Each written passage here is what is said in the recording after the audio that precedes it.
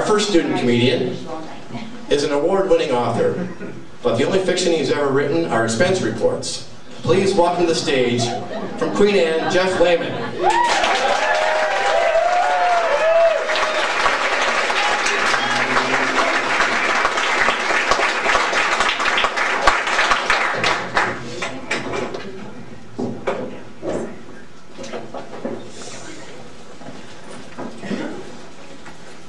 I'm a little sad tonight.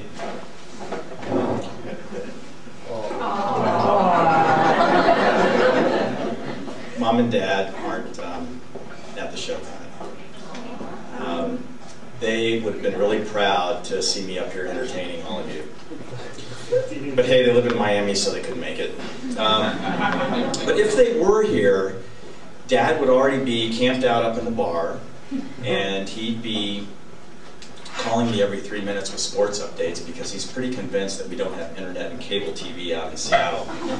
And Mom would be sitting right in that empty seat, taking pictures of me every 30 seconds because that's what she's done ever since I've been born. Now my friends who are sitting over here will tell you that my parents are probably my biggest fans. And I'll tell you they're about 3 phone calls or 30 pictures away from getting a restraining order. So I thought I would do the green thing and take a bus down here tonight. So I did a little practice run over the weekend. And I rode one of those flexi buses, you know, it looks like 2 buses hit an accordion player. And I got on the bus, and there were 2 of us on the bus.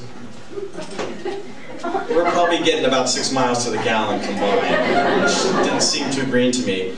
But this woman that was on the bus, she was making, you know, she was very entertaining to me. She was wearing a fancy cloth shower curtain as a cape, and she had those fat, puffy things in her hair that you guys, you know, wash yourselves with as for decoration.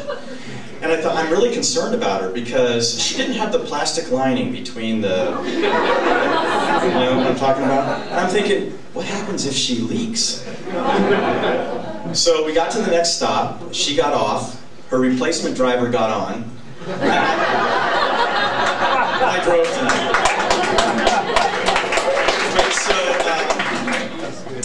Has anybody flown since TSA instituted their full body cavity search program?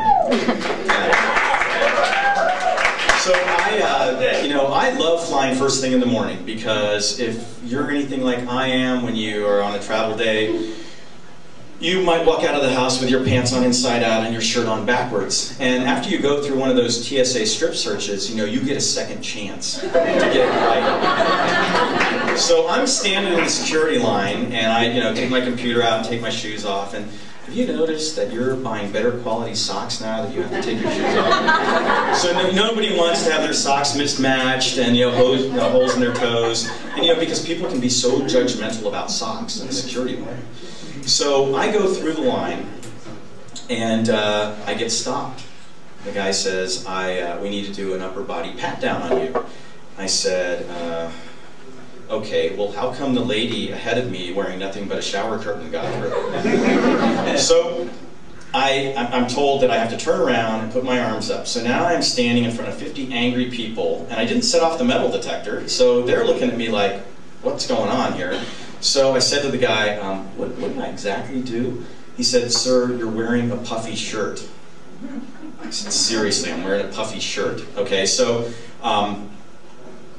I took this as an opportunity to practice some of my set in front of these 50 people. I figure they're a captive audience, just like you all are. And so I said, ladies and gentlemen, for some reason I have set off the puffy shirt alarm, so my apologies for holding up the line. We'll get moving again as soon as I get finished getting patted down. So that, of course, did not make the TSA guy really happy. So they wheel me around the corner and do a second body search. Now, I don't know what's so entertaining about doing an upper body search on me because I have no man boobs. So they put me through this thing, and I learned a very valuable life lesson as a result of this. And that is, you know, if I'm gonna entertain the TSA people when I go through the line, I'm gonna have to ditch the puffy shirt and get puffy pants instead. So if TSA gets their amusement off of the passengers, why can't us passengers get our amusement off the flight attendants? I mean, come on, seriously. So I have this sort of secret weapon that I use on airplanes now, and It doesn't matter if the flight attendant's male or female, because I have one of these.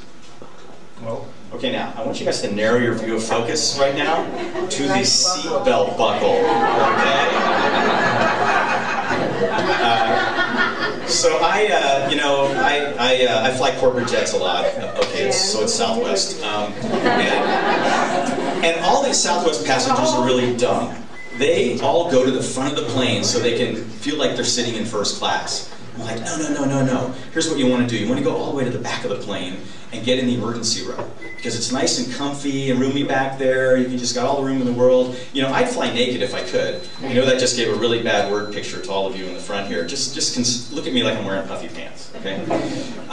So I sit down in my seat, I hide the seat belts away, and I just sit there and I go.